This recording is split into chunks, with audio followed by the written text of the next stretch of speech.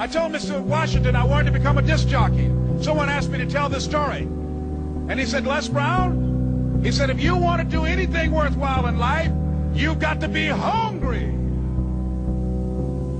And so I started working to develop myself. He said, I want you to practice every day being a disc jockey. I said, but I don't have any job now. He said, it doesn't matter.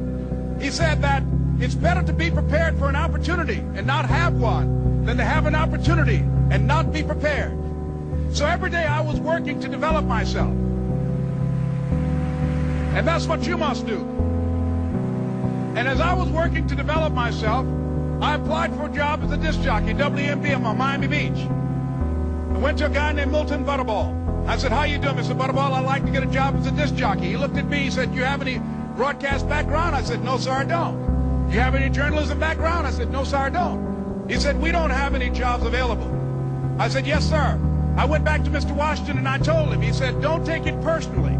He said, most people are so negative, they will have to say no 7 times before they say yes. He said, go back again. So I went back again. I said, how you doing, Mr. Butterball? My name is Les Brown. He said, I know what your name is. What do you want? I said, I'd like to know whether or not you have any jobs as a disc jockey, sir. He said, didn't I just tell you yesterday we didn't have any jobs? I said, yes, sir, but I know whether or not somebody got laid off or somebody was fired, sir. He said, no one was laid off or fired. Now get on out of here. I came back the next day. Hello, Mr. Butterball, how are you? He said, fine, what do you want now? I said, I'd like to know whether or not you got any jobs, sir. Didn't I tell you the last 2 days we didn't have any jobs? I said, yes, sir, but I don't know whether or not somebody got sick or somebody died, sir. He said, no one got sick or died. Now don't come back here and throw me out again. I came back the next day like I was seeing him for the first time. I said, hello, Mr. Butterball, how are you? He looked at me with rage. He said, go get me some coffee. I said, yes, sir. And I would go in the control rooms and take the disc jockeys their food, and I would not leave until they would ask me to leave. Then they started trusting me to pick up entertainers that came to town. Entertainers like the Port Thompson, the Temptations, and Diana Ross, and the Supremes. I would drive them all over Miami Beach in the disc jockeys' big long Cadillacs. I didn't have any driver's license, but I was driving like I had some.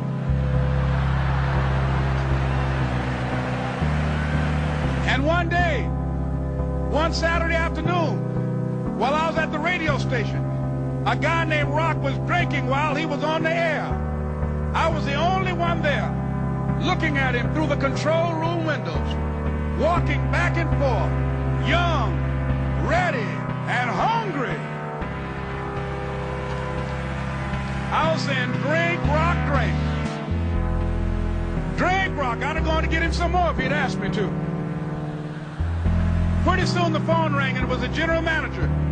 And I answered the phone. I said, hello? He said, Les, this is Mr. Klein. I said, I know.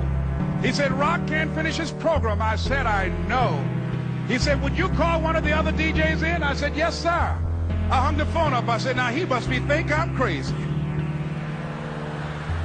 I called my mom and my girlfriend, Cassandra. I said, y'all turn up the radio and come out on the front porch. I'm about to come on the air.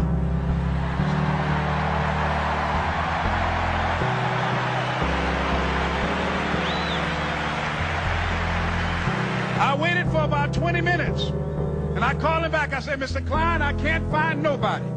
He said, young boy, do you know how to work the controls? I said, yes, sir. He said, go in there and don't say nothing here. I said, yes, sir. I couldn't wait to get behind those controls. I put on an old Stevie Wonder record called Fingertips. I sat down behind that turntable. I said, look out, this is me, LB Triple P. Les Brown, your platter playing papa. There were none before me, and there will be none after me. Therefore, that makes me the one and only. Young and single and love to mingle, certified, bona fide, indubitably qualified to bring you satisfaction, a whole lot of action. Look out, baby, I'm your love man. I was hungry. I was hungry.